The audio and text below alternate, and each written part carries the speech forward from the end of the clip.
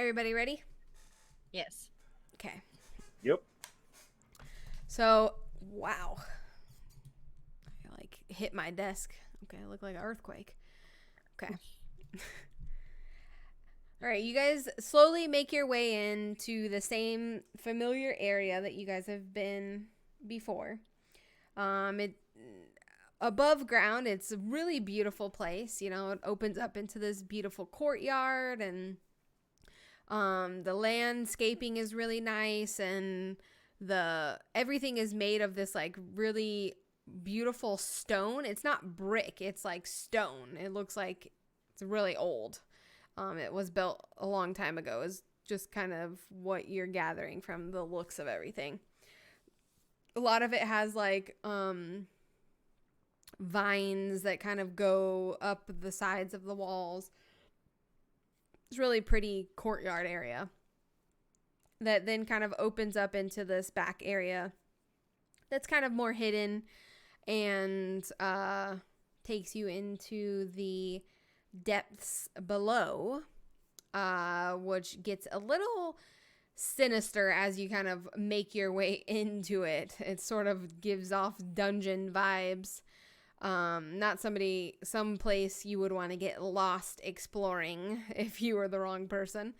But you guys begin to descend those stone stairs, and make your way into the open room. So as you kind of like are coming into this area, you're starting to realize that there are lots of other people funneling in and gathering.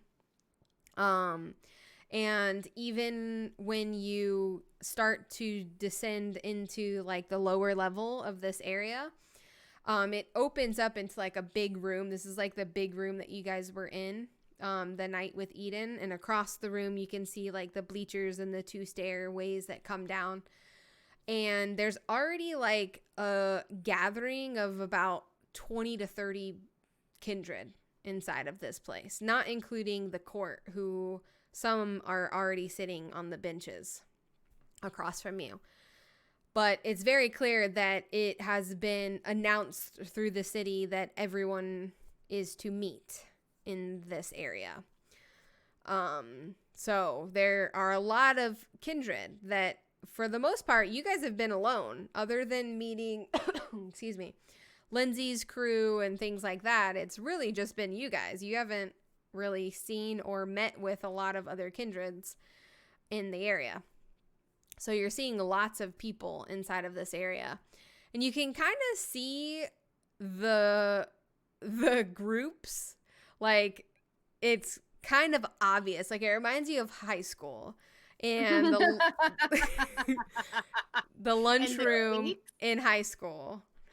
And everybody's kind of like huddled with their social groups of people. That's what's going on in this big room as it opens up. You can see the toreadors. They stick out like a sore thumb in this place. The drama club, like drama people, are the toreadors. Yeah, they're looking super fancy, way overdressed for this occasion. You can immediately recognize where kind of they are in the room. You see Ronaldo, because he came in that fancy VIP entrance that you guys... Yeah, with Imani and her children. You guys didn't get to come in, but you see Ronaldo and Imani's the three Tremere that are with her, and a couple of other people that look like Tremere, like same kind of attire that they all wear. They're kind of huddled together. And then you see I might be seeing something that I haven't seen before. You're definitely going to see something you haven't seen before. You see a group that are kind of they seem to be like the closest to the court from like where you are, because you guys are seeing this like as you're walking down the stairs making your way in, but they're kind of like the closest to where the court sits, which is all the important people. And they look really nice, like kind of toreador vibes, but not as over the top. Most of them are dressed in suits or business casual looking clothing. They look really put together. But you don't recognize any of them. But they don't look like they belong to the Toreador, so you can only imagine that this is likely the Ventru group, the business-looking people. They're kind of standing, and they look really intense. Like, the Toreadors, you can tell the difference, because they look really nice, but they're not, like, really intense vibe people. Yeah. But the Ventrus are, like, intense vibe people. So they look a lot more serious. Like, only a couple of them are talking. They're not even really talking to each other. They're just kind of, like, standing there observing what's going on in the room. And then in the middle, you see a group of people that are dressed not really like any of the others in the group. They look a little like grungy, but not like dirty. They like have that like cool grungy vibe that like super like I'm in touch with the world, you know, like woosah. Yeah, like hippie grungy Hippie vibes. vibe. Okay. Yep. And you see them kind of congregating in the middle. And one could imagine that this possibly could be the Malkavian group that you guys have yet to talk about or talk to at all.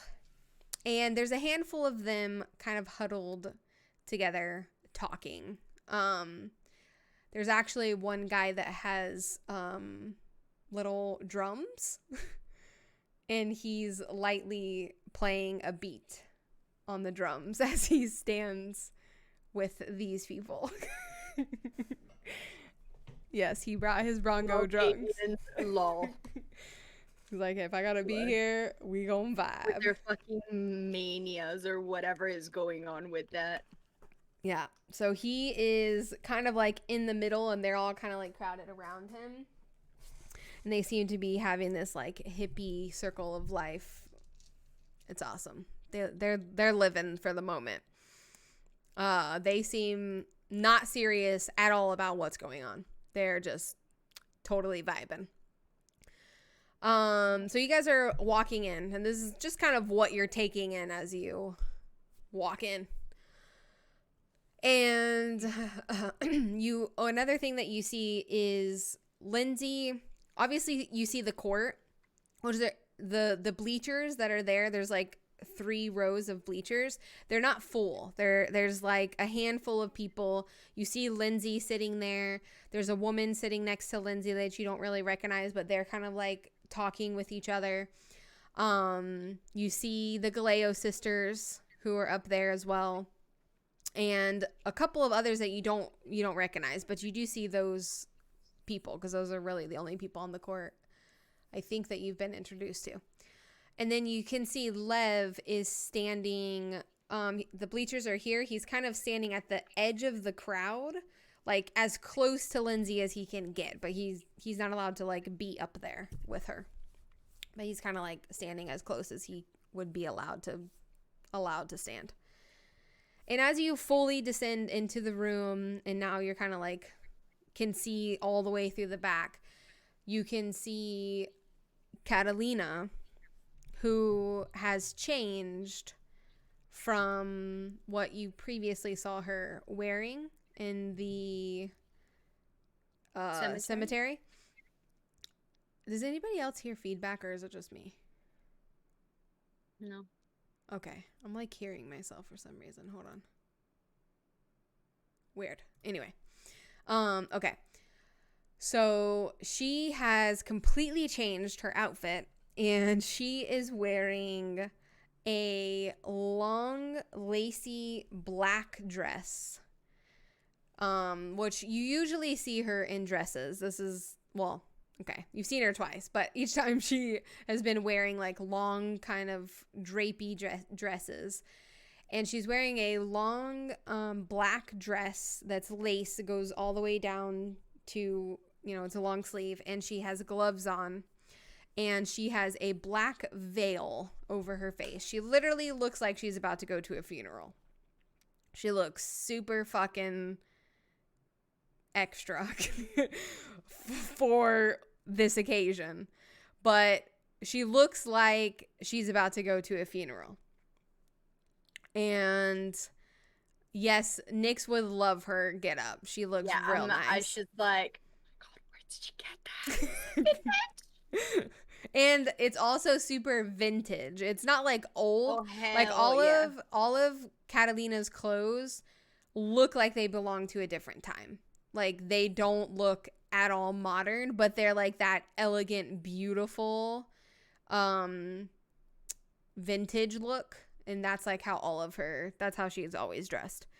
So she definitely looks like a mourning widow. We'll put it like that. You can have that image in your head.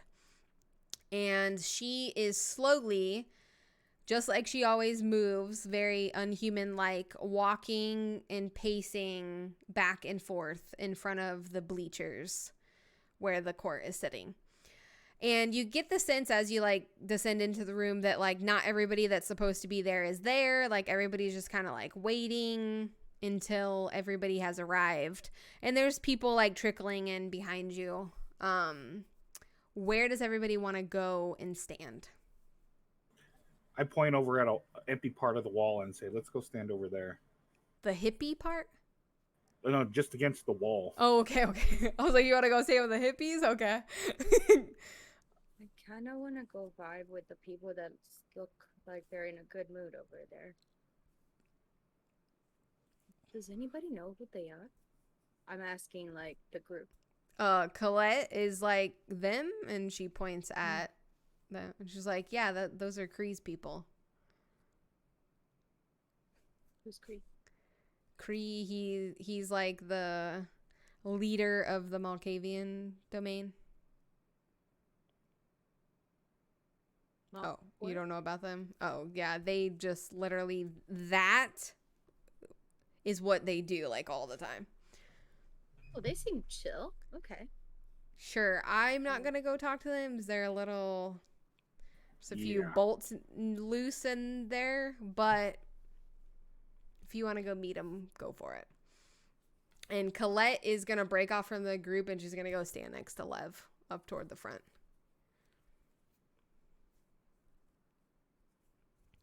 I don't think right now is the best time to go make friends. I mean, people are chilling, people are vibing, people are talking. I mean, right now is literally people are just congregating and waiting. So I'm definitely gonna check out the fucking Malkavians for sure. I'm like so curious. They're like vibing with the like little whatever percussions that they're doing. Like I want to go check it out. Like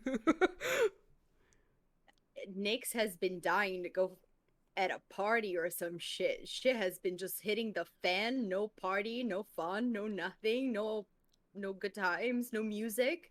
She's obsessed with music. So like she would totally just go there because they're doing something related to that. That's fair. Okay, so Nyx is gonna start making her way to the Malkavians. Sweet. Are you guys gonna follow? To the wall. Okay, you're just gonna go over to the wall. Okay, so where you are, it would probably be close to Lev and Ronaldo and Imani, and all of them are like standing like right next to the wall. They're sort of on the sides. They're on the right side of the room. Alejandro, what are you doing in this room as a misfit you are? He's gone to another wall. He's already pissed off. Okay. At Sparta, so he's just quiet. He's just standing for himself. So is he gonna go in the same direction as Sparta's, or are you gonna go the opposite? Opposite. You're gonna go stand by the corridors? Sweet. As you walk over, getting closer to the Toradors, you can see them side-eyeing you as you kind of make your way and slump against the wall. You can see them kind of just like as in a high school movie where all the popular kids like look at that one kid and just like, God, he's here. That's like what happens when you get close to the Toradors. They don't want you near them. because they are judgmental as fuck. Just have high standards. Very high standards. So high that half of them can't even meet them. Just try living with Ashley and Penelope for a day. You'll understand. All right. So Nyx is making her way for the Malkavians. As you get closer, that little drum beat is getting a little bit louder, and you can kind of see, like, they're actually kind of dancing. Like, they're straight vibing. It's like they're in their own world.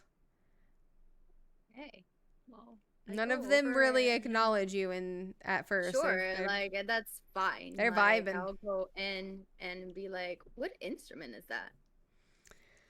Okay, there's gonna be the guy who's playing the instrument is like a long-haired, he kind of looks like a surfer almost, like what you would think a surfer would kind of look like. I don't know what these things are called. Do you guys know what I'm Yeah. talking about? Like those like little baby bongo drums? What are the actual They're- name of them?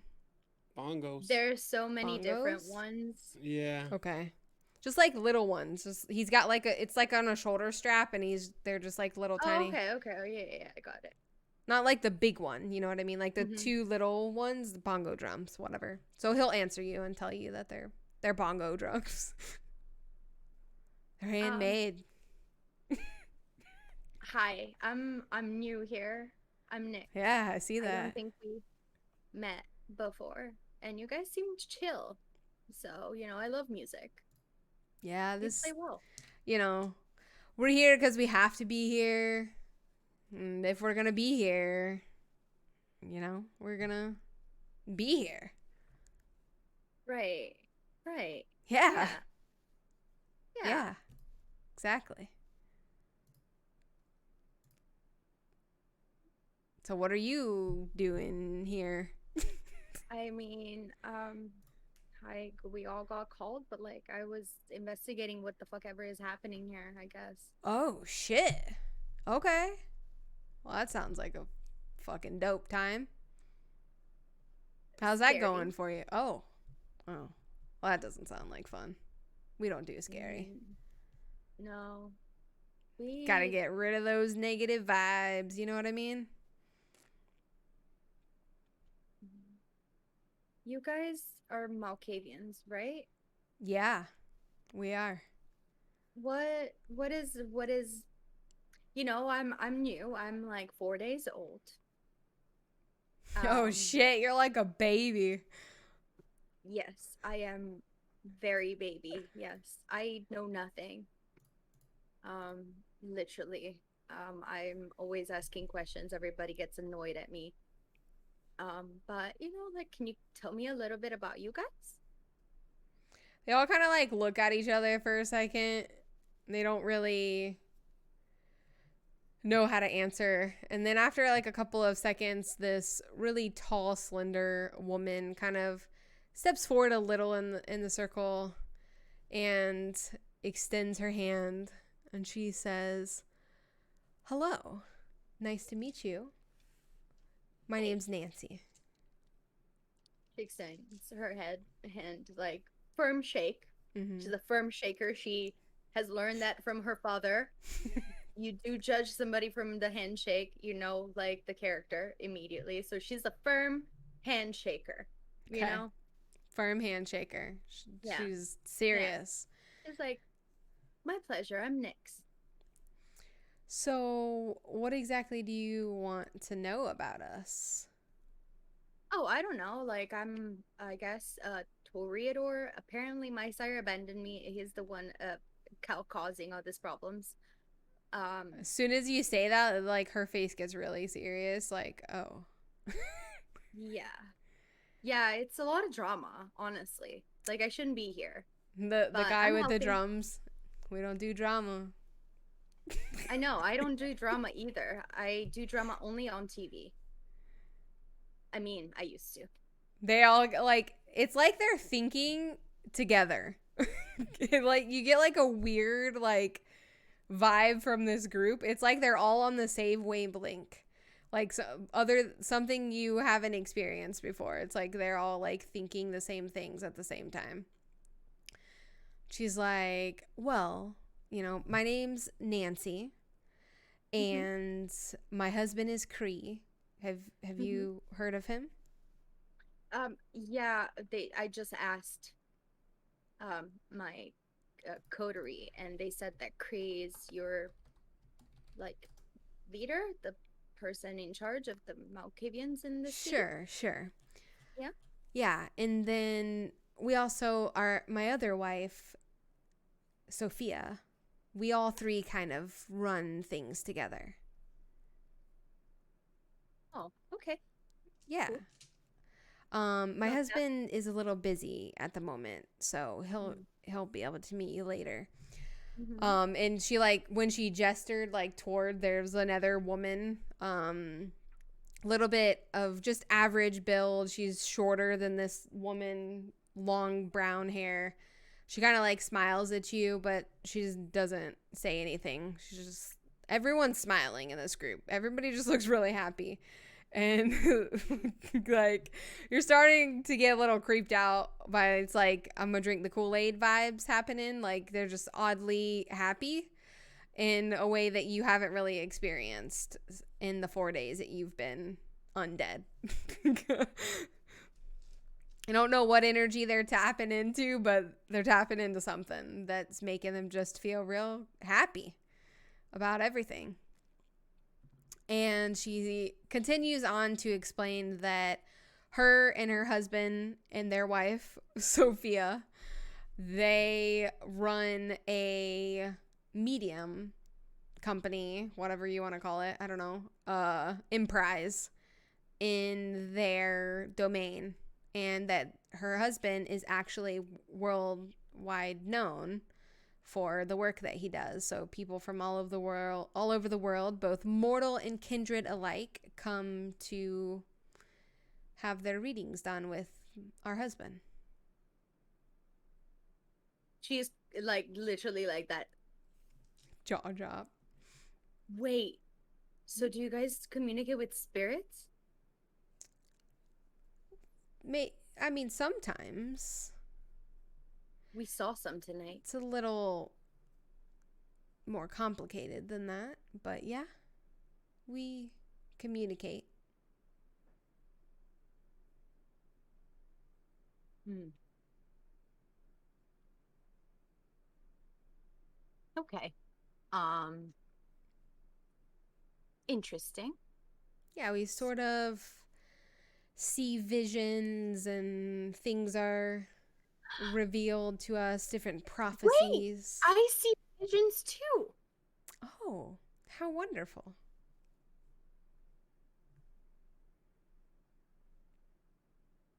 I feel like I might be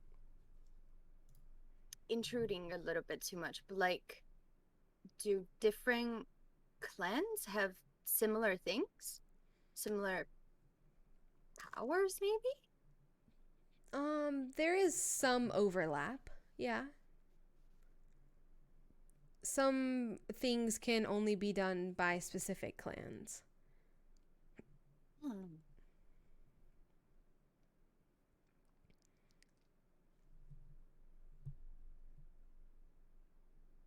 Hmm.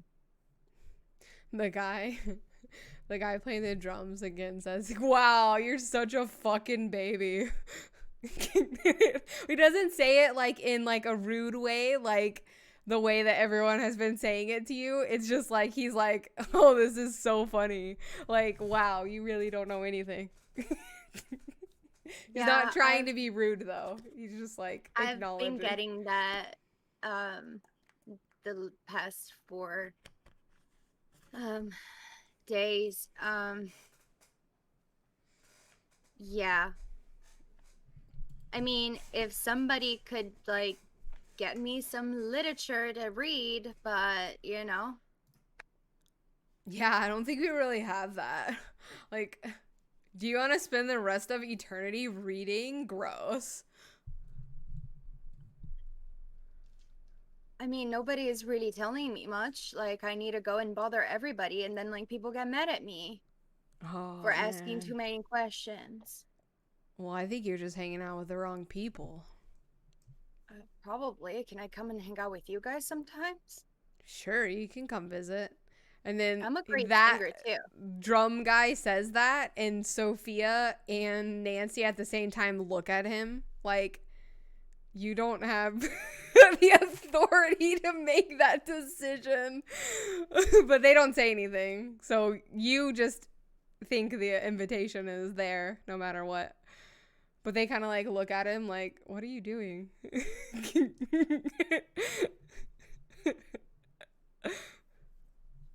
I love them.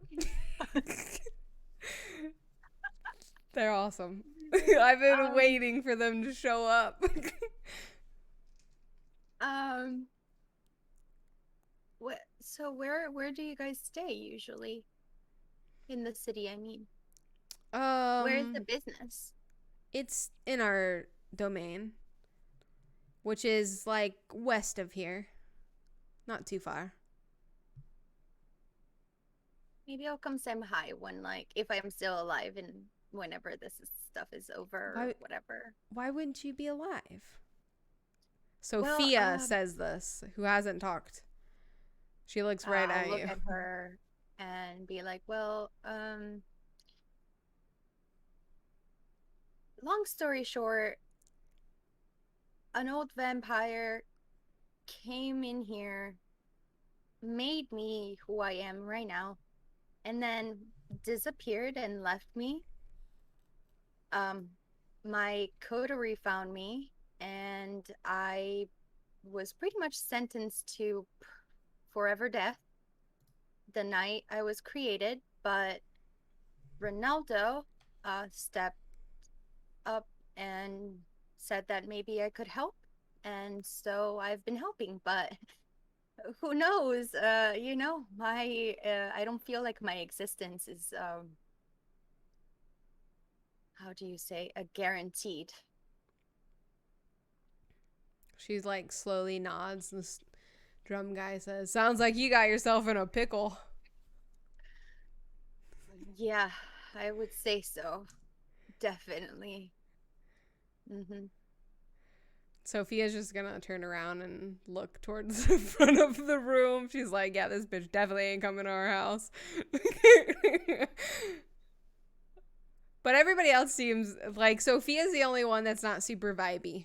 Everybody else is happy. Everybody else is like chill, vibing, swaying to the music, the little drum music. Okay, as this conversation is happening, you're realizing that this room is getting like really full of people. There's a lot of people in this room by this point. And even like the bleachers in front of you are pretty full of people. It seems like most of the court has arrived. Is there any other conversations or anything that you guys want to be happening, going on? We're all separated, but I do want to just kind of scan the room, see if I notice, like, get a feel for everything. Okay. So you'd see all the little different groups as you're looking. You're kind of on the edge of the room, so you can see everything. You see the people that you know, Imani and Ronaldo in their little group are kind of in front of you. Lev and Colette are a little bit off to the side. Then across the room, you can see where Alejandro has made his way sort of near the Toreador, or what you assume are the Toreador just by looking at them. And you see Nyx kind of chilling in the middle with the stoners. And slowly but surely, like, people keep showing up, and as they're showing up, it's so strange because everybody in their individual groups look like each other. Like, they look like they belong to that group.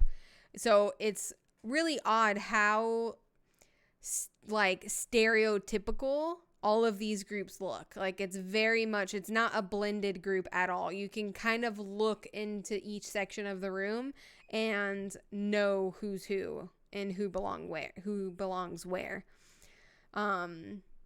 And then the council is really the only place where you're going to see that kind of like mix, because obviously there's all different types of clans that are on the council. So that's the only place that you kind of see like some diversity and them like mingling together and talking together.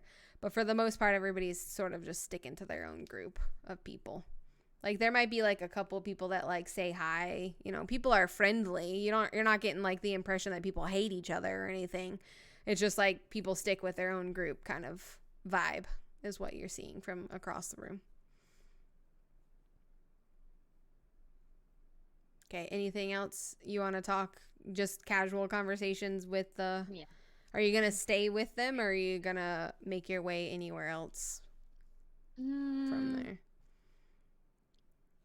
I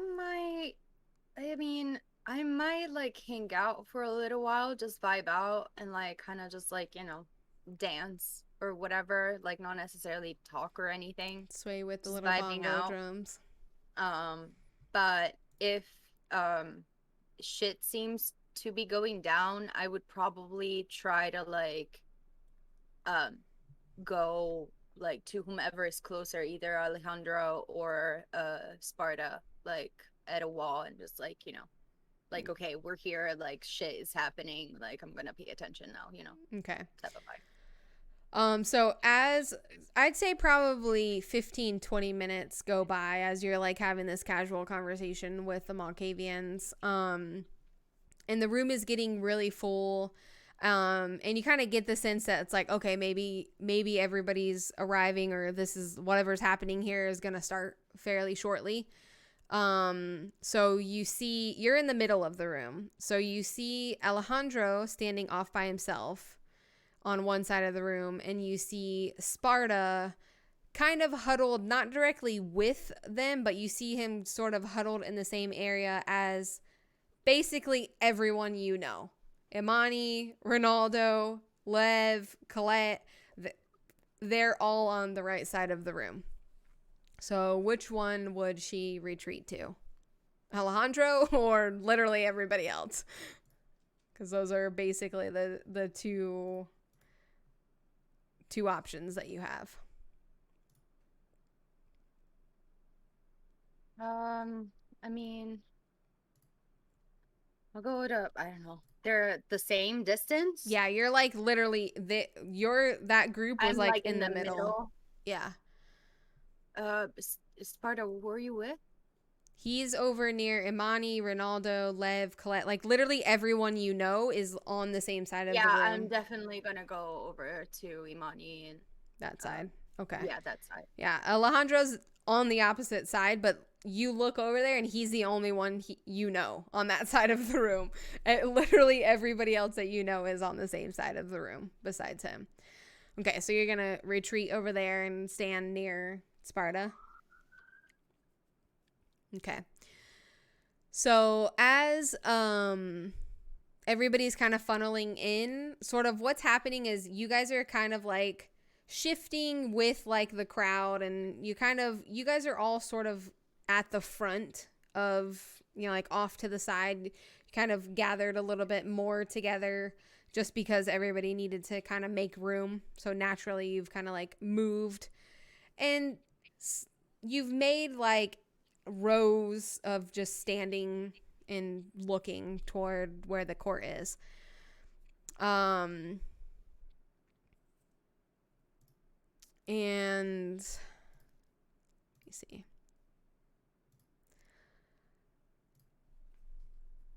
So you guys are sort of towards the front of the crowd, and that familiar feeling kind of begins to fill the room, and you guys feel it. And as soon as it sort of does, all of the conversation and little murmur and everything, even the little bongo drums, everything goes quiet, and slowly, like, it's this odd effect of like from the start or from the front slowly making its way to the back of the room, like conversation just kind of slowly dies out. And you watch as Katalina, who had this entire time been like slowly pacing back and forth, she has now stopped and turned to face this crowd of people. And that same menacing, terrifying look and presence about her, just like every time you guys have been in her presence, it's the same thing, just like you've experienced before.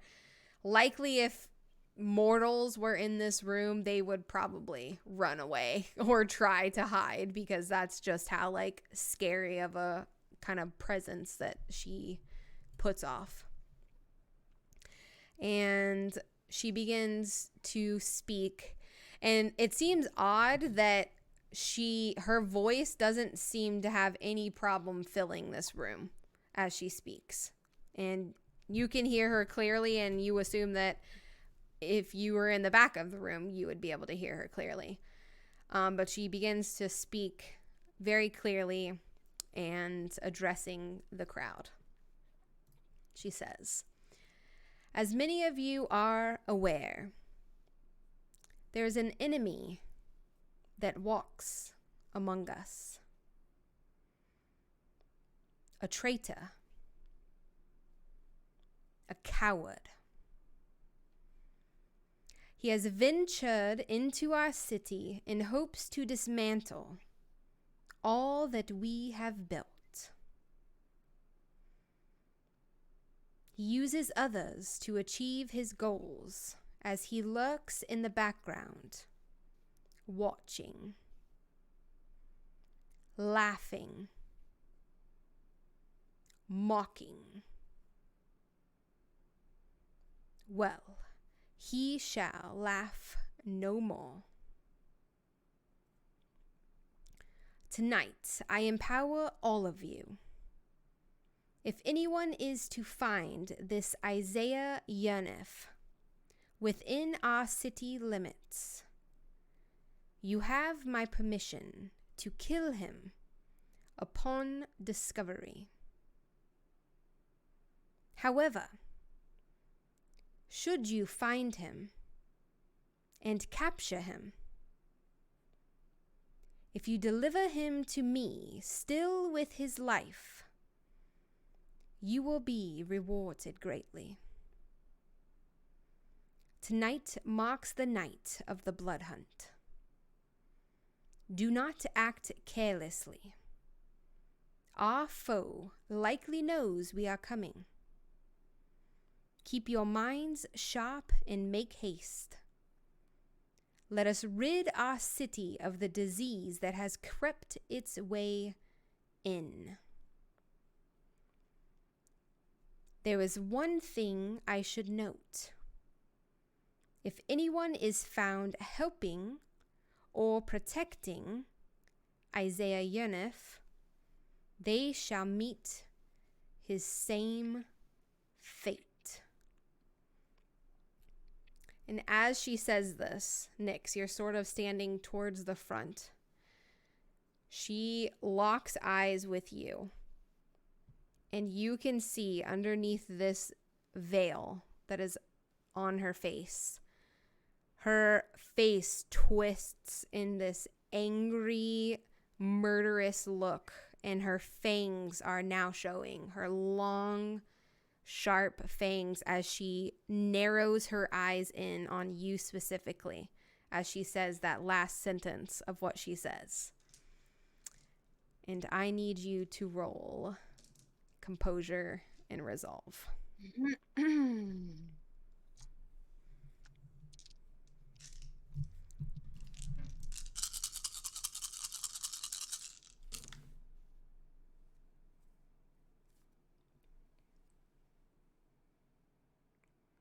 Scared.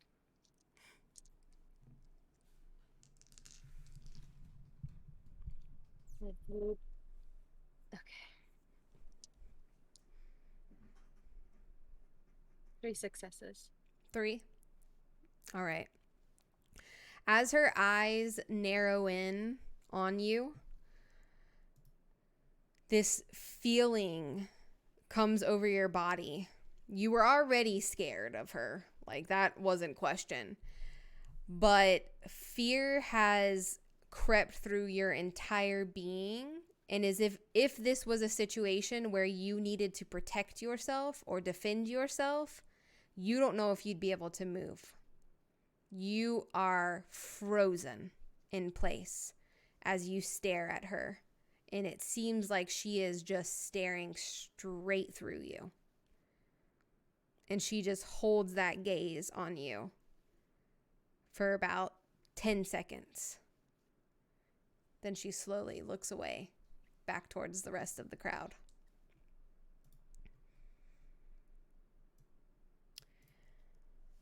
After a few moments, it's completely silent in the room still. No one says anything. You hear her say, "Secure them in their chambers."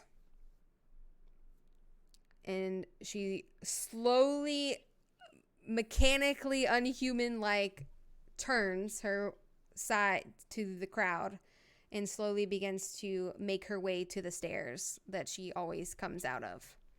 And as soon as she says that, you notice, you hadn't really noticed them before. The same two big, there was one male and one female the first night that you guys were there, those really big people that took Caleb away. They immediately start walking into the crowd, and one of them closes in on Lev, who's right next to the stairwell, and the other one, who's coming from across the room, is heading straight for Sparta. And as soon as the woman who was standing at the stairwell that was closest to Lev grabs a hold of his arm, you guys see Lindsay, who's sitting in the bleachers. She stands up and she says, "Grandmother, he would never." And Katalina, who was slowly making her way to the stairs, stops in place as the woman who's like supposed to be taking Lev kind of like hesitates and looks back at Katalina for like direction. And you just hear this like eerie scream, and she says, "Now!" And she looks at Lindsay and says, "How dare you question me?" And then the woman that Lindsay was kind of whispering, talking to, that was sitting next to her, reaches her arm out and quietly says, "Darling." And Lindsay rips her arm off and just storms up the stairs out of the room. And then Katalina slowly begins to walk straight back out. And now Lev and Sparta are now being hauled out of this room. Escorted out of this room, I guess you could say.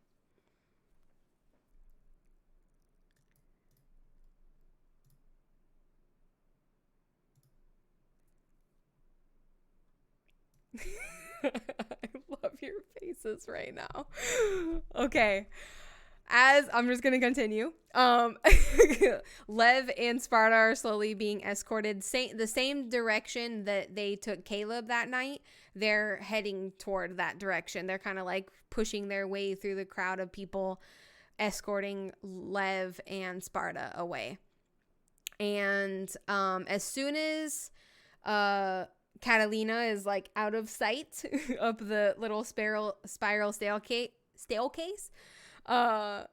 you can hear the murmurs of the room. Just like conversation breaks out and everybody is talking amongst themselves, and like a couple of the council members are like getting up and walking into the crowd to like meet their people. A couple of them are funneling up the stairs to get out of there. It's like there's just like this energy in the room all of a sudden as soon as like Katalina is gone. Sparta, are you gonna put up any type of fight? I guess I should ask that. Absolutely not. Okay. I mean, I figured no, but I had to ask. Okay. So you're being led away with Lev to you don't know where. Colette she was standing next to Lev and she looks concerned. And she like doesn't really know what to make of like what exactly is going on, but she looks really concerned, and she's probably gonna find her way to some familiar people that she knows to like talk and see like what's going on exactly. I am going to go to Colette as she's moving over. Mm-hmm. I am very confused. You're gonna say you're confused to her, or were you just saying that to me? Yeah. Okay.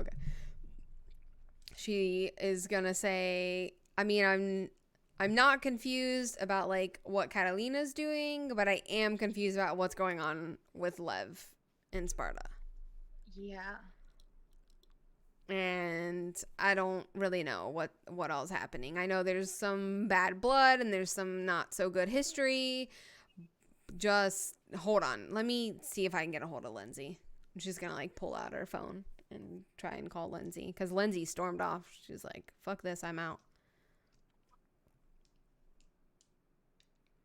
You guys now know the connection between Lindsay and Catalina, by the way, because you would have right. heard her call her grandmother. Yeah, grandma. I didn't push the button though. Yeah. Sparta's like, I was being a good boy. I didn't push any buttons right now. What did I do? Okay, so I left. Lindsay's on the phone. Colette's like on the phone. She's kind of like huddled against the wall. She's trying to like distance herself because it's starting to get a little bit loud in there.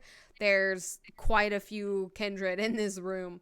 Some people are starting to like trickle their way out. The hippie people, as soon as Katalina was gone, they're all leaving. Like they're the first people to leave out of the place.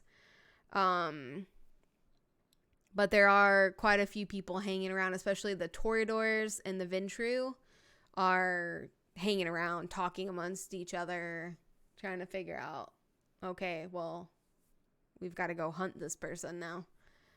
And this is exciting. You get the sense that like people are excited. They're like, "Hoo, yeah, we get to like fucking kill somebody. We don't have to ask any fucking questions before we do it."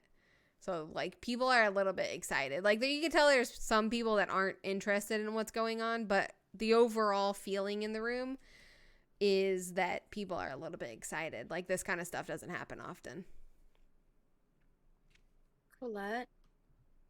Yeah. What's up? Hold on, Lindsay. Oh, no, it's fine. Okay. Just finish the call. She's gonna like go back to talking, Lindsay.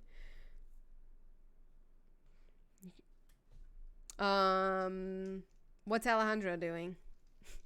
Alejandro's just observing, thinking to himself, like, this doesn't surprise me of the Camarilla. Just grab people. He's not really showing much emotion. He does pick up his phone, though, and sends a message to someone. Okay. All right.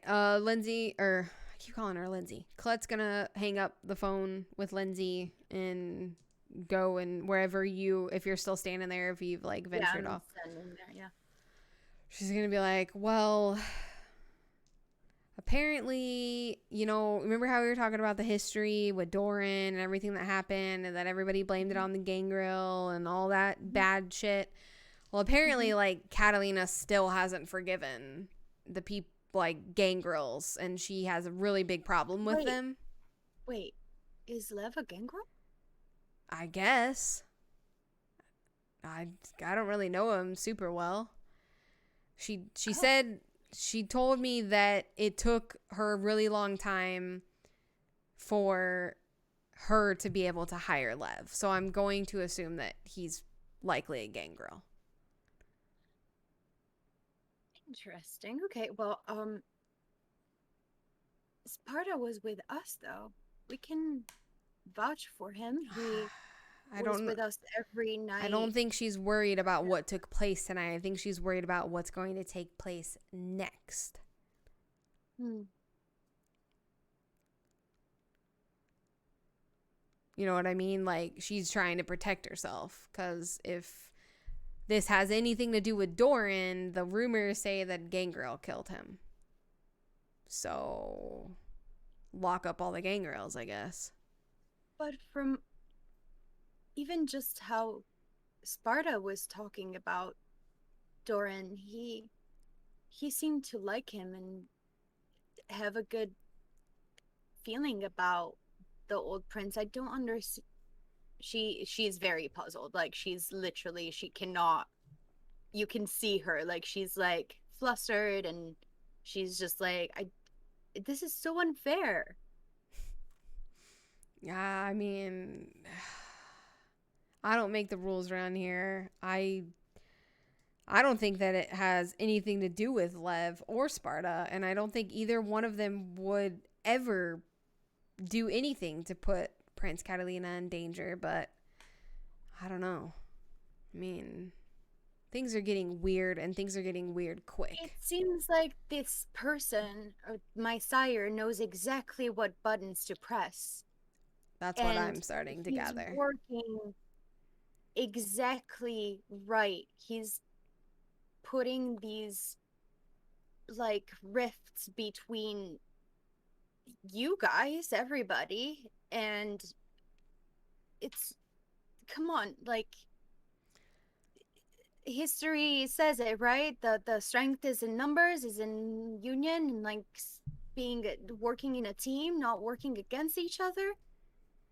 I agree with you, and I mean, from all of my experience of what I used to do in my previous life, this is beginning to look more and more like an inside job. Somebody who knows and understands this city on an intimate level is involved somehow. Otherwise, they wouldn't be able to push the buttons that they're pushing and make the waves that they're making. And she kind of like says that, as she says that, she like hushes a little. Like, she's not trying to say it too loudly because there are still like people around you. But she's starting to think that somebody else besides just Isiah is involved. Or possibly Isiah is somebody from the past that has shown up and re-entered the scene.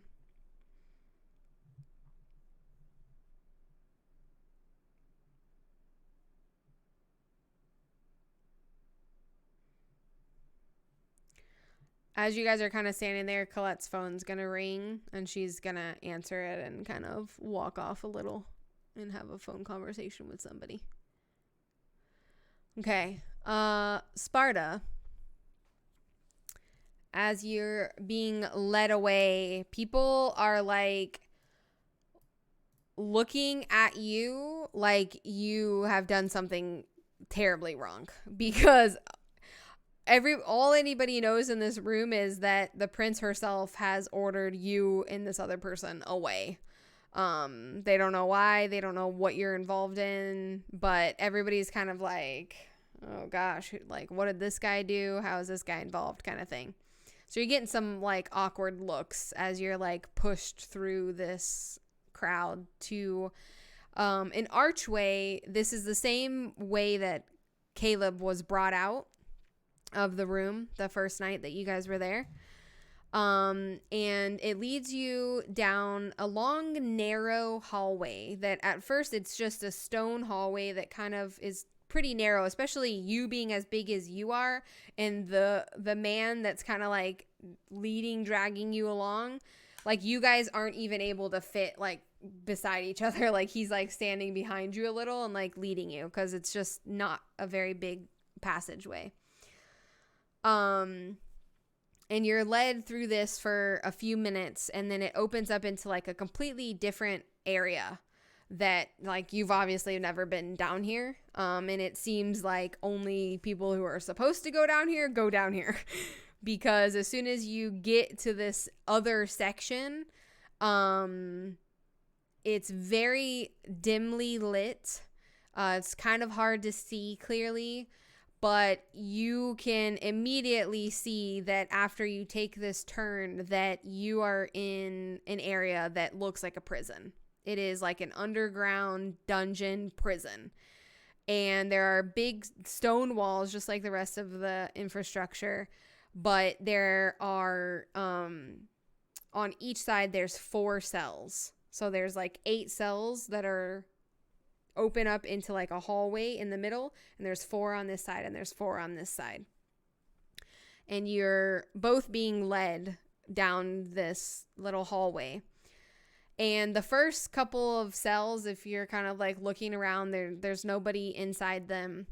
The third cell on your left side, it has, you can't really tell. It's some type of being, but they look deathly ill.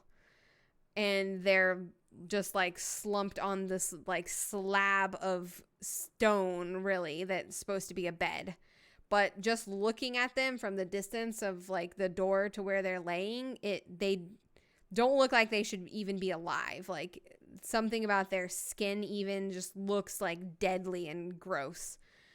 And the second cell on your right hand side, you probably wouldn't have enough time to really notice or recognize unless you're like actively looking at him, but it's Caleb. He's in the second cell on the right side. So you and Lev are led all the way down to the last cell. And surprisingly to you, they put you 2 together in the same cell. So you're both put into the 4th cell, and then the door is closed and locked. And you're now locked into this iron cage in this underground dungeon, basically. The 2 people that brought you down, the woman goes and stands at one side and looks like towards the where you guys entered, and the other one is standing at the back wall, basically right where you guys are. And they're both just standing post, looking, waiting for their next instruction, basically. I look at Lev and I say, this is not good. So Lev is going to that there's like a slab. There's nothing in this cell. There's like a slab of cement or some type of material that has been made to be something that you could possibly lay on or sit on as a bed / couch in the back of the wall. The back wall is all stone, and then the sides are just iron, like cages. And he goes and sits, and he sits in a way that looks really unnatural for someone his size. He's a big guy like you. He's a really big dude. And he kind of like sits in the corner on this slab of cement, and he pulls his knees like up to his chest and like wraps his arms around his legs. And like I said, it looks really unnatural for someone that you know is probably pretty powerful. You know, like he can protect himself. He looks like a child almost, like a little child that's like almost scared. And he kind of like sits there. And he's just sitting there kind of staring off ahead. And you get the sense that this isn't the first time he's been down here. That's like the look on his face, is he knows what's coming as you sort of like turn to look at him and say like, this isn't good. That's like the look that he has on his face. And after a couple of seconds, he's going to speak up and he's going to say, she doesn't trust us. Never has. Lindsay had to practically beg her for permission to hire me. And it took months. And even then, I knew it was, the only reason she agreed was to shut Lindsay up, not because she actually wanted me here. Yeah, it wasn't easy for me to get here as well. Took a lot of work. And he's gonna continue on. He's still kind of like staring past you. He's not really looking at you.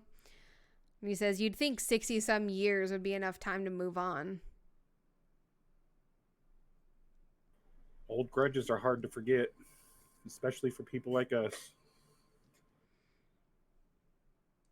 He's gonna reach, because he's always wearing like a nice suit. That's how he's always dressed. He's gonna like reach into his jacket, the inside pocket of his jacket, and he pulls out something. Which, how close are you? Are you still kind of like standing at the door, or have you like come close and sat next to him or anything? I wouldn't have sat down with him, but I would go up right next to the wall, Okay, and just so lean you're against it. fairly close. You're close enough to see like what he pulls out. It kind of resembles like a pocket watch. That's like kind of how it looks like just from where you are and looking at it.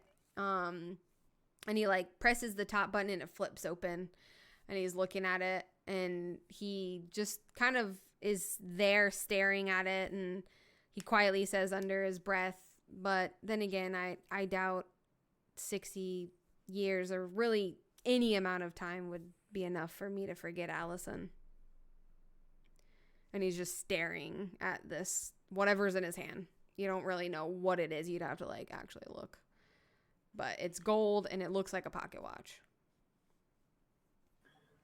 I look at Lev and I say, "Was this Allison important to you?" There's a long pause. He doesn't know. It's like he doesn't know if he should answer the question, but at the same time, he's just like, whatever. And he kind of looks up towards you, and then he like hands you what he was holding. And inside, it's not a watch. It's like almost like a locket, like what you would expect to be on a chain, but it's like an oversized one, kind of like a pocket locket. And on one side there is a picture of a young woman, and then on the other side is a picture of a little boy. And he says, "This was my family."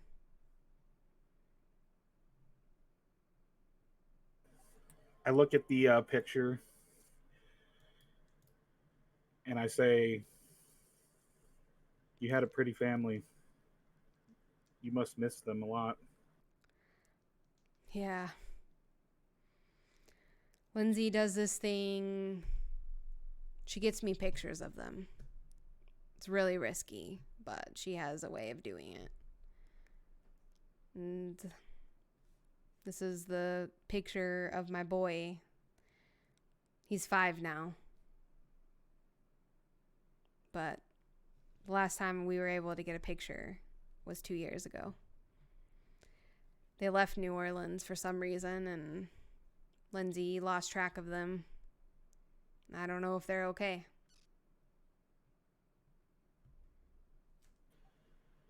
Sorry to hear that. I lost my family when I was just a boy. So, in a weird way, I guess I could understand the grudge that Katalina's holding.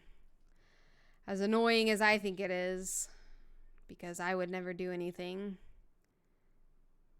Gotta protect the ones you love. I'm the same way. I would never do anything to harm Prince Doran's tomb. He's gonna close up the little locket and kind of like shove it back into his pocket, and then just kind of go back to holding his knees.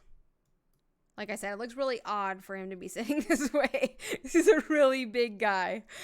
Looks uncomfortable, for sure. I'll just slide down the wall and just sit. Okay. No one else is like talking, and now that it's quiet, you can hear this like strange like groan. You're not really sure, like you can't really make out like the actual sound, but it sounds like somebody's in pain that's like near you. And you don't know if it's coming from like that weird sickly looking thing or if it's coming from Caleb, but somebody else in the room with you is very clearly in pain, physical pain. And they're kind of really lowly. You can every now and then like hear this just like groan of somebody nearby suffering. Now, is there like a window or something I can see out of? There are no windows in this section. You are literally completely underground. Like, so much so that, like, the air is stale. Like, that's, like, you know what I mean? Like, wherever that hallway eventually ended, it's like you're very much underground. There's no exits to fresh air anywhere near you.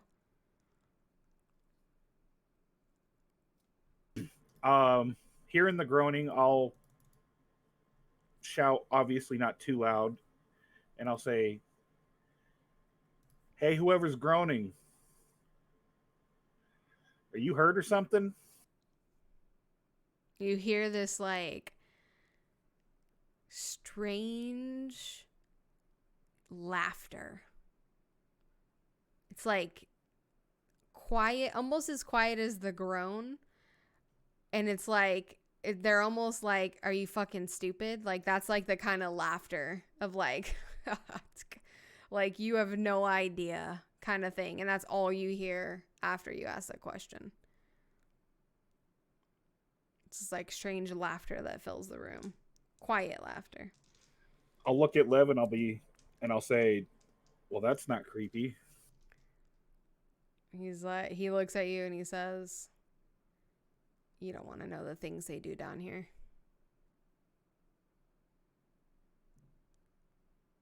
And I'll just say, "Shit," and just continue looking at the wall. Yeah, this is a torture chamber for kindred. So you can just imagine the types of things that might go on to torture a kindred. Okay.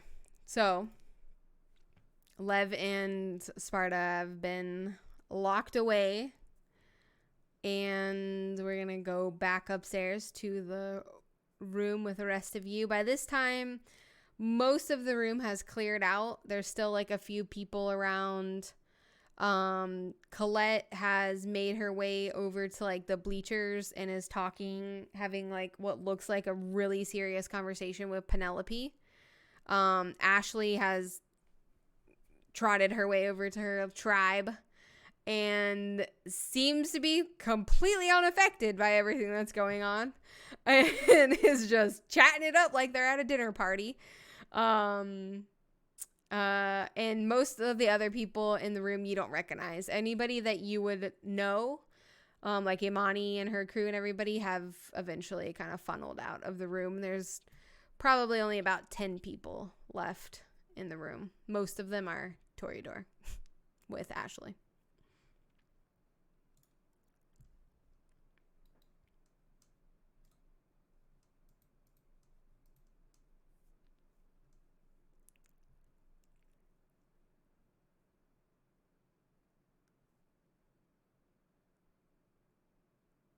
Alejandro moves away from the corridors. He's kind of done with the judgmental eyes and moves to where Sparta was, like pretty much moving while things are them. Fuck these bitches.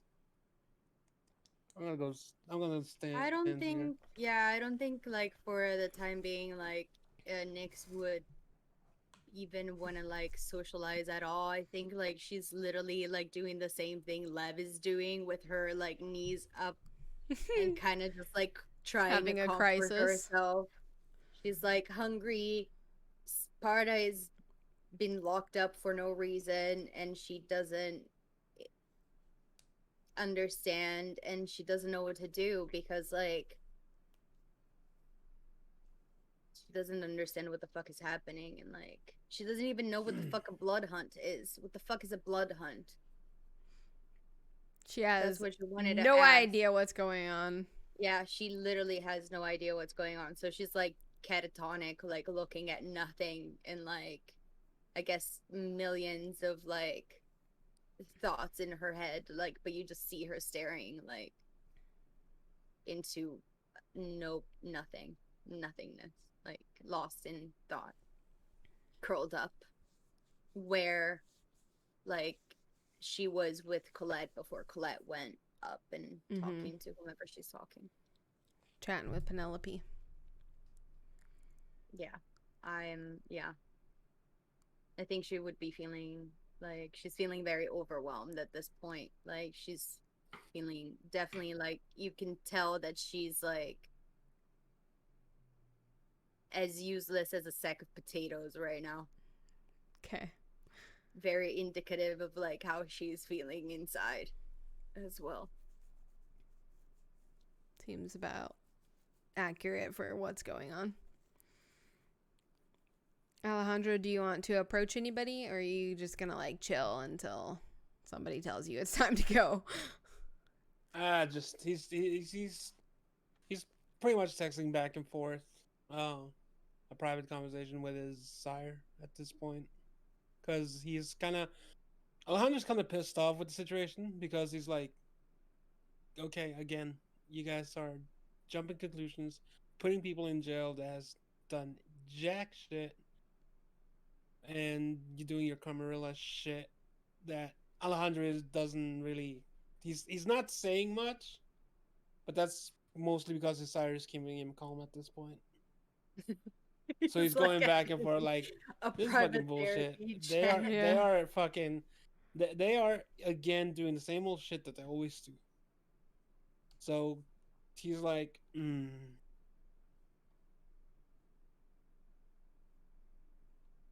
Okay. His hunger isn't high. So if nobody else is really doing anything, you guys are chilling. Colette is going to stand with Penelope and have quite a long conversation, probably at least 20-minute conversation. And like I said, they both look really serious, which you guys gathered from Penelope when you met her that she was a lot more serious than Ashley. Ashley is literally right back to the fun. She can't be bothered. But Penelope is much different than her sister, and she is a lot more serious. So Colette and Penelope are sort of standing having their long conversation. And once they kind of wrap everything up, you see, if anybody's paying attention to them, you see them like kind of hug each other. And then Colette is gonna make her way over to Nyx, where Nyx is sitting. And she's gonna say, well, I guess it's time to go home.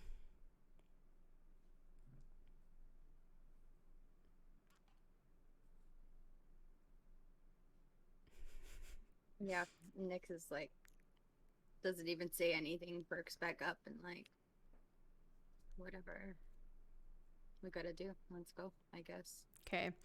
So you see, as you're kind of like the only people really left at this point are like Ashley and her people, and Penelope across the room. There's like 2 council members that are still sitting on the bleachers talking to each other, but you don't know who they are. And Ashley and like a couple of her little posse people and Penelope are gonna exit out the back of the VIP exit, and then the other toreadors are gonna go out the front and start to leave at the same time that you guys are leaving. Then yeah, so Alejandro is, I'm assuming, somewhere nearby. Colette's just gonna kind of like wave to him and be like, basically like, time to go. Time to head out. Yeah. So pretty much puts his phone back in his pocket and starts walking. His facial expression seems kind of annoyed. I think everybody's just annoyed. I don't think he's the only one. Colette is annoyed. Yeah. Colette, she's not necessarily channeling annoyance. It's like a frustration. Like she's frustrated with everything that's happening. Yeah, And I'm frustrated and confused. Yeah, and like what do we do now? Kind of like not. She hasn't. You don't gather that she's been given any direction from Lindsay. Like you guys weren't told to go and do anything. Like that's why she's like, I guess it's time to go home. Like what the fuck do we do now? Like, but she's equally frustrated and like kind of annoyed with what's going on.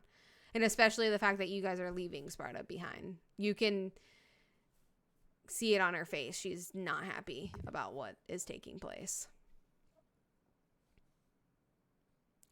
You guys are gonna... Yeah. Is Parda Pretty- going to be okay? I don't know. He didn't do anything. I know. They don't care.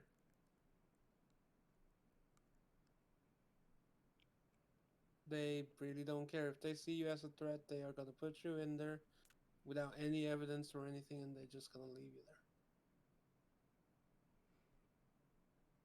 I This- mean, we don't know what's going to happen, but yes, everything he just said.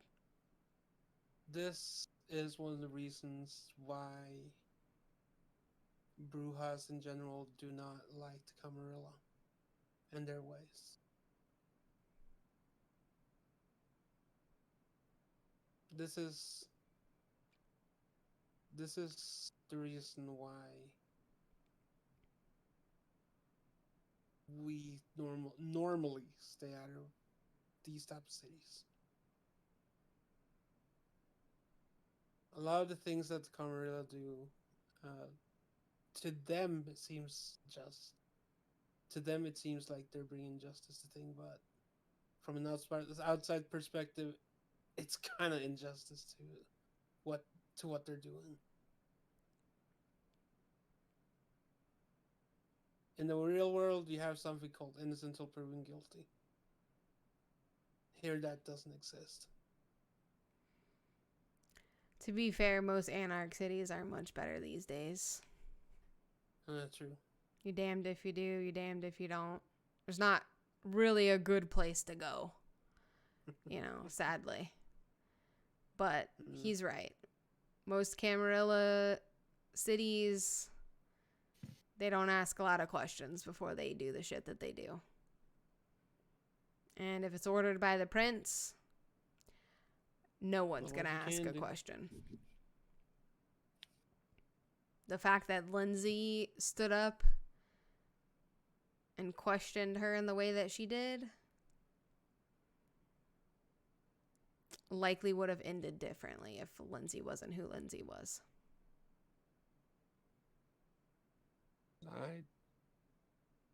When we get home, I'm probably gonna go for a quick run. I need to just release some anger. I'm pretty much in contact with. Do you wanna teach me some fighting? Throw some punches? I need to release some tension as well.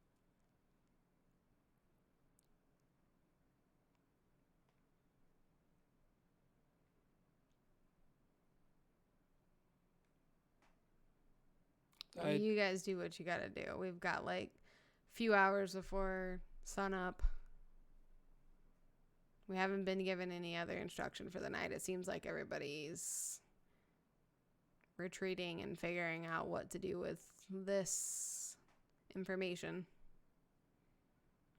I mean, it's got to be a blood hunt. Just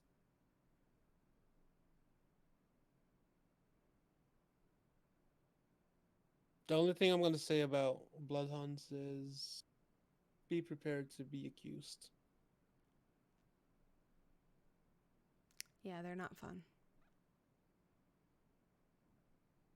If they find just one small quirk, you're going to get accused. And The fact that Isiah is your sire, you're pretty much in a worse danger than me and Colette right now. And if you thought you had to prove yourself before, you damn well are gonna have to prove yourself now.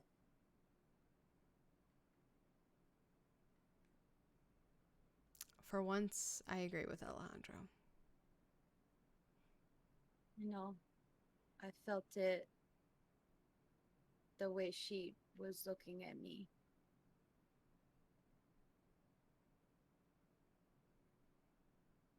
I might be dying soon. I know No, that. you're not. You'll only die if you think you're gonna die. You gotta try to find your inner strength. You're learning and you're learning fast, but like I told you yesterday. With great power comes great responsibility, and you have to learn how to use it properly. The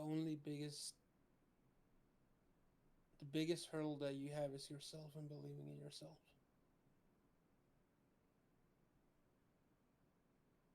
See, you remind me a lot of the cadets that I used to train.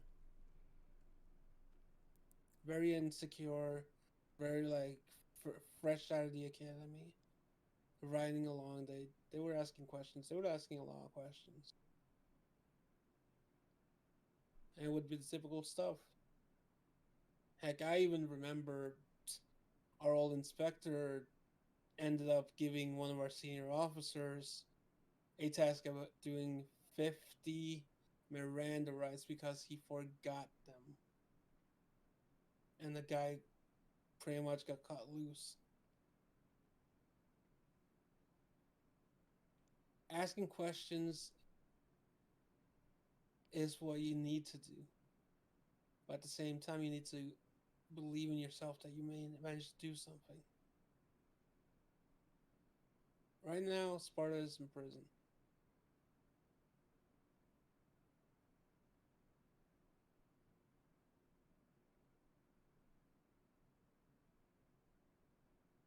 You do see, like, she's crying.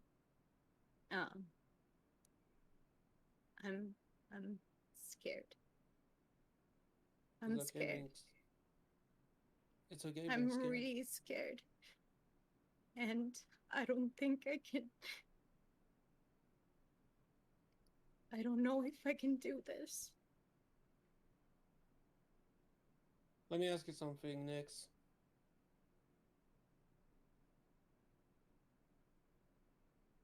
The first time you stood on stage, were you afraid?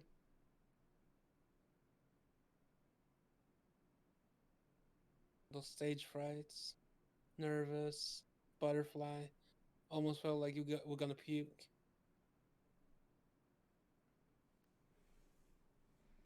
Did you start getting used to that?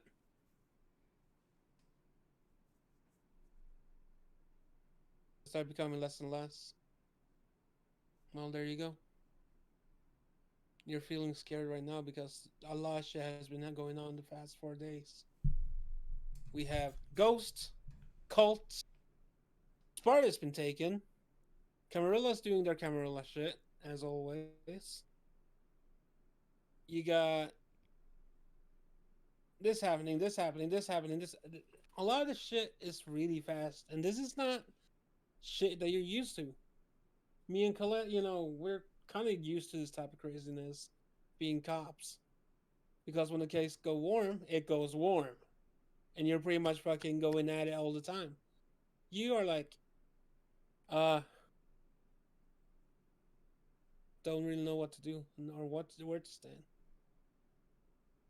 The best thing you can do right now is to train. We got a gym, we got all of that. I'm gonna go for a run. After my run, if you want, we can have a dagger fight. Dagger sparring.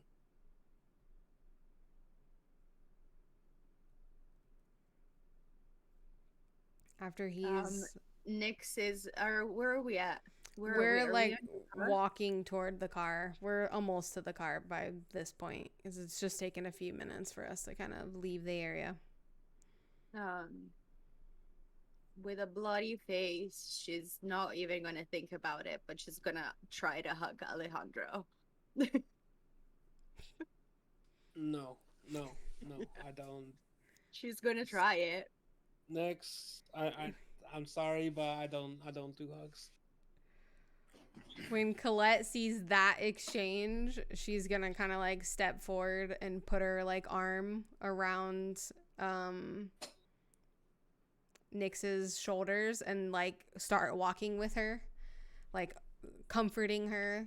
And she's gonna quietly say to her before you guys get to the car, as soon as you stop being afraid, that's when you should be concerned.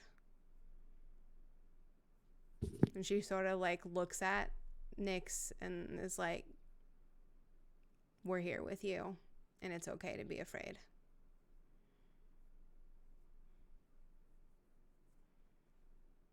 You guys are just gonna like kind of walk like that. She's gonna keep her arm around you as you walk back to the car to get in.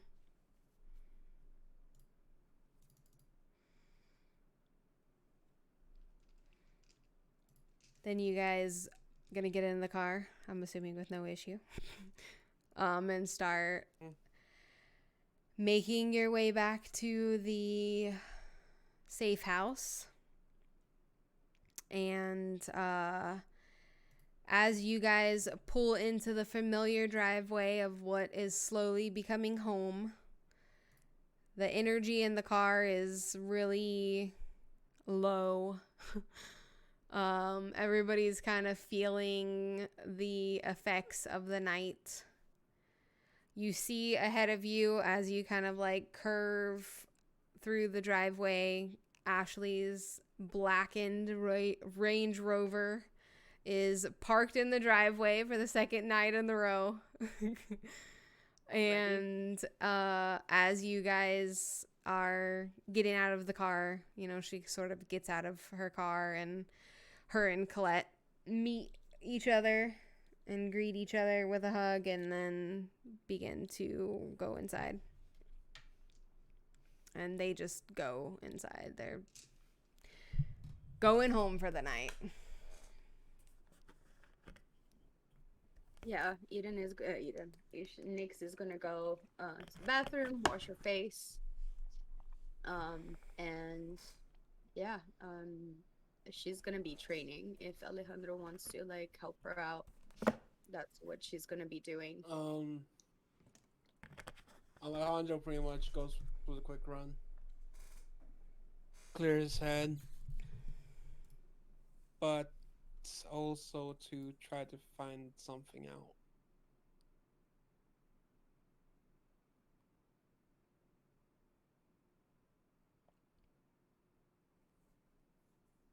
But unfortunately, he can't.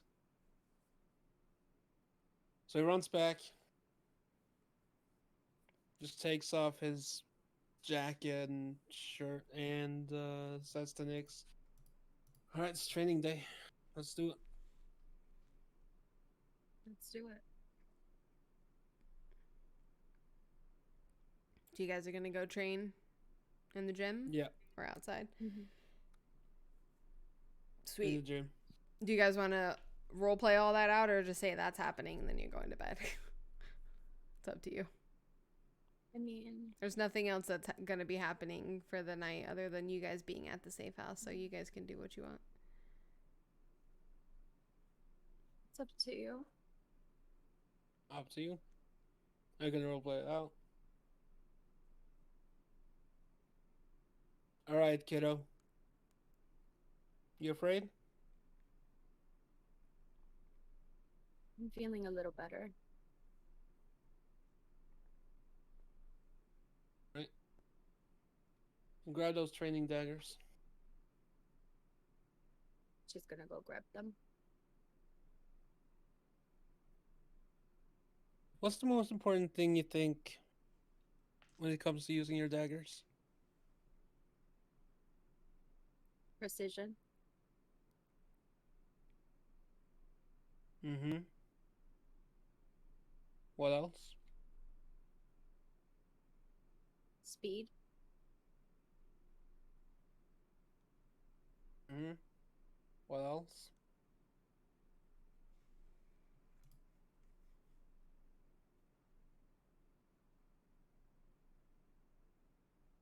Strategy. No. Defense. You can strike. What are you gonna do when it counters?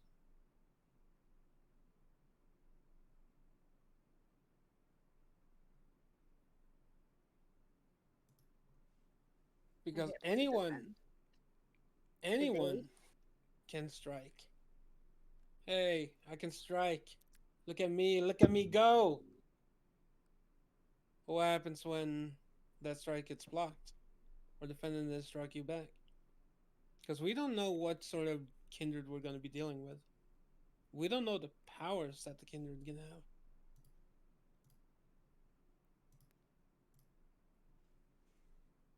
All of a sudden, you find yourself in a fight with someone that has fleetness.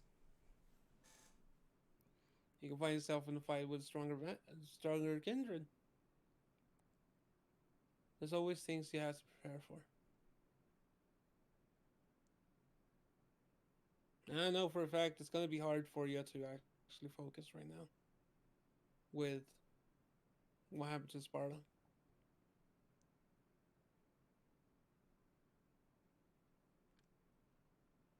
Which is,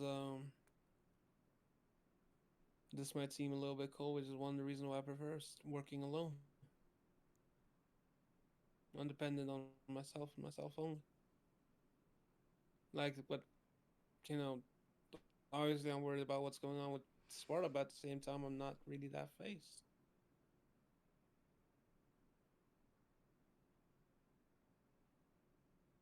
But then again, I've been doing this shit for 30 years. A lot of those beginning years, I was being trained.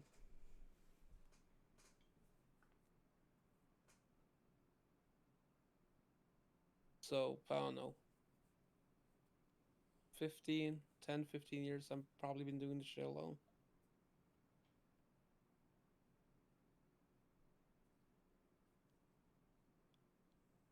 And that's something I learned when I was still alive. You can do so much by yourself, though. Yeah, but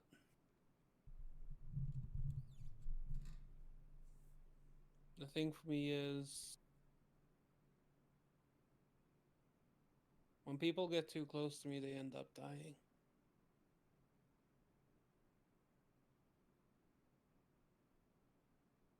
So I like being a loner. I like being that lone wolf. From what I understand, the life we are living right now, that's pretty much the mantra, isn't it? Everything dies around you, but you're still here.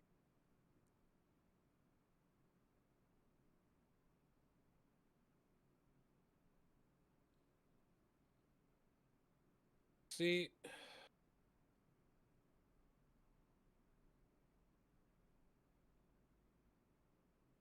you can only do so much. Yeah, that is true. But something happens when the second you start losing people in your life they I were know. close to. Before, I know. You know the thing that you like to reference? That X incident? The TMZ incident? And that was the first anniversary of the death of my ex-husband, who died a year after we got married. while I was alive, I lost 4 people that I was close to.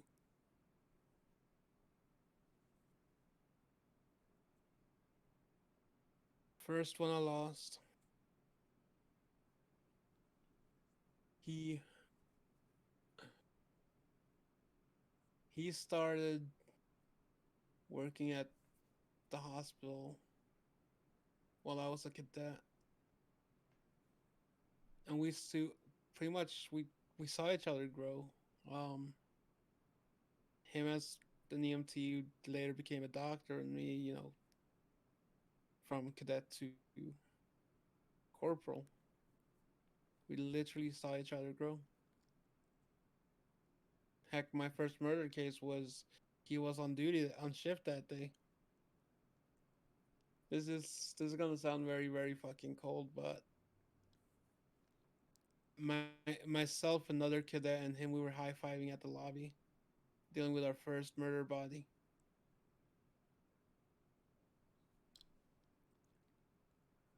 After that, 2 days after that, we're hunting this serial killer.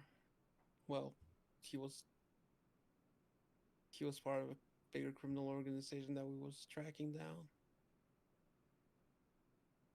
We end up in a shootout, both myself and another fellow detective get knocked down, and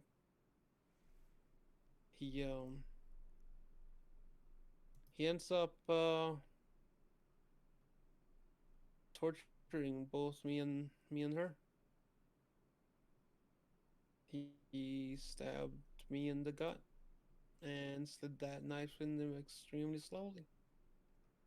While I was watching him torture my colleague and very good friend, because she was a good friend to my cousin.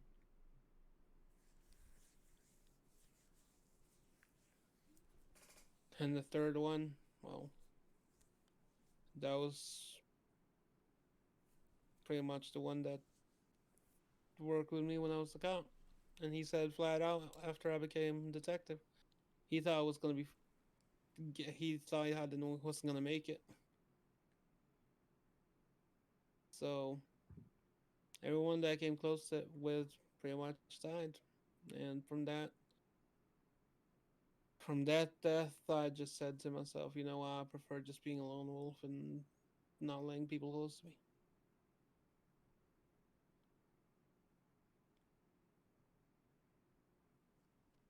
I'm sorry. So when I got the choice, because some people get the choice, you didn't get the choice to become who you are now. When I got the choice, it was either this or this or pretty much die. Doctors found out I had leukemia. Chemo didn't work, and then all of a sudden, this guy comes in, and pretty much says to me like, "I've seen your work," talking about my old cases, and he asked me the question, "Do you still want to protect people? Do you still want to do your job?" I told him, "I have no chance. I'm gonna fucking die." And then he pretty much said to me, "What if there was a choice? Eternal life, etc., etc." I think I thought about it maybe four 4 days, and he came back, and I said, "Let's do it." So what we eventually did, we faked my death, and all the records of me being alive are gone.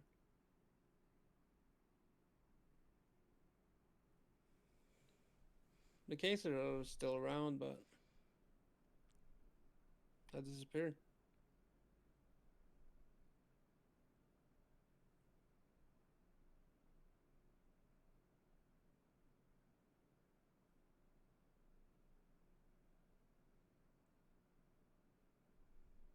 That's one of the biggest reasons I prefer working alone, because everyone that works with me end up dead.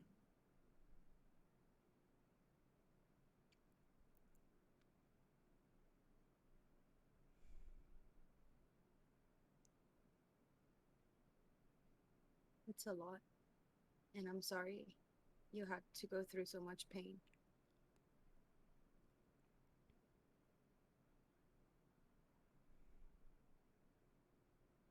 Well, that's what it is. I wonder, have they gotten a new TV yet? Because I want to play some Mortal Kombat.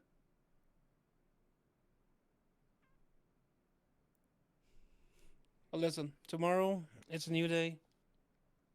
Have you fed yet? Have you eaten yet?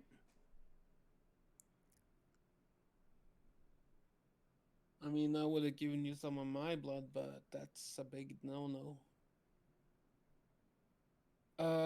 Shit. You know what? Colette can hate me all she wants, but I'm gonna text her and ask her if there's a possibility to get a body for you.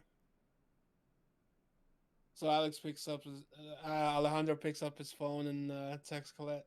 Colette, someone's hungry and it's not me. Takes a couple of minutes. You guys, as you were in the gym having your talk instead of training, you can hear shouting coming from the other side of the house. And Ashley and Colette seem to be having a heated argument in their bedroom. So you heard that kind of going on as you were talking. It takes longer than usual for Colette to answer.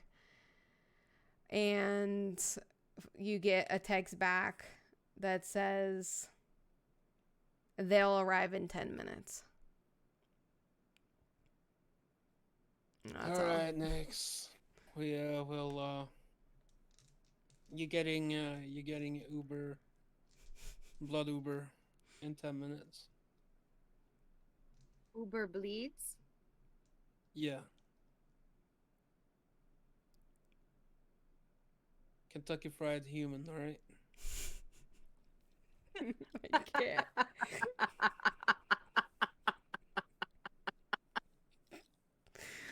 Do they have a drive-through? Jeez Louise.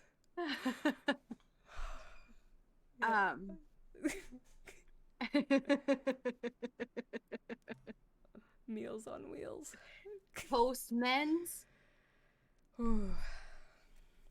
Gosh, okay. I held it together until the Kentucky Fried Human. That was funny. So, roughly 10 minutes later, you hear a knock on the front door. Are you gonna go to the door? Yeah. I'm assuming. Yeah. Let's go see who it is. Typically, this would be Lev. So when you open the door and don't see Lev, it kind of like, you get this kind of like stinging, like, oh. Mm-hmm.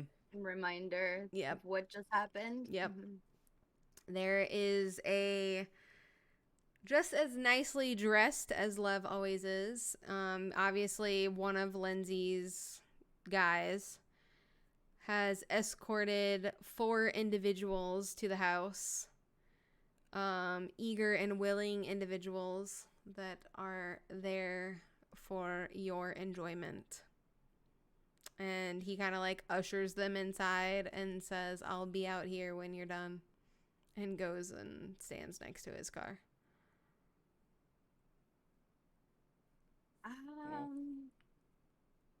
Knock yourself out. Yeah, I'm gonna go upstairs. I'm not necessarily like gonna do this in front of everybody. It feels kind of personal. So you're gonna carry the body downstairs? There's 4 of them. I'm fine. Okay. Okay. Gonna head upstairs. The arguing continued for a few minutes as you guys left the like gym. You guys did hear Colette and Ashley arguing up in their room. But it has since stopped. So I'll send it. Oh, I know better than like getting in a fucking like argument. I'm like, no. you're gonna send a text to Colette? Thanks, Colette. Like, you hungry? There's like three. Oh no, I'm taking all of them with me, baby. I have Jesus. three hunger, and I am an old, blooded new vampire. I need a lot of blood. I need double the amount of blood to satiate me. Colette answers back and says, "Yes, but I can wait." Alejandro's one side and goes and he actually looks for a guitar. Okay, they did bring a new TV, by the way. Lev is VIP status, and he's already hooked you up with a new TV. Our angel. on earth? So where Damn the angel. broken TV that had a gunshot in it laid this morning has now been replaced with a nice, huge flat screen TV for you to enjoy. And Nyx, you're gonna head upstairs and feed on your lovely participants. Yeah, I'm gonna like take like just enough for me to like feed and distribute as well as I can Okay. on like You're whoever gonna I'm just feeding. go down to one hunger, right? You don't want to kill anybody? Yeah, I'm gonna no, I'm not killing anybody. But as I'm taking them upstairs, and I do have, and I picked a predator style. It's the siren. I'm gonna have some shenanigans for a second. Yeah, you're gonna have some fun up there in that bedroom. Just to, you know, It's gonna be get the my time mind of off their of lives. They're things. gonna enjoy every second of it. They're gonna For fall in me, love with like you. I'm gonna realize that it's not the same. But yeah, interesting. You definitely get a different feeling than you remember. It's not nearly as enjoyable as it used to be. Yeah. It's a lot more work. Yeah. But Yeah. you feed nonetheless. Mhm. All right. After you take your time doing your thing, you're gonna send your people out and they'll quietly leave the house, sad that they have to go. They want more. They'd gladly give you their life if you wanted it. Next time. They are Next time. eager and happily awaiting the next time as they leave. Anything you need. One of them even tries to like give you his number. Call me. Oh, if he's giving me his number, I'll take it. Yeah. That's a vein right there. Are you kidding me? I'll He- take it. He's I'll giving you keep his it. number. I'm like, bitch, get your ass over here. Now. You can see a beautiful friendship in the making. And then yeah, everybody for the rest of the night. That wraps up the night. Sparta, you sadly do not get the chance to feed, so you will be sitting at 2 hunger. In jail. Locked up. Poor Sparta. I didn't push the button though. I didn't touch the butt. There we have it. That's a wrap, folks. Well, fuck. Wow. Jesus Christ.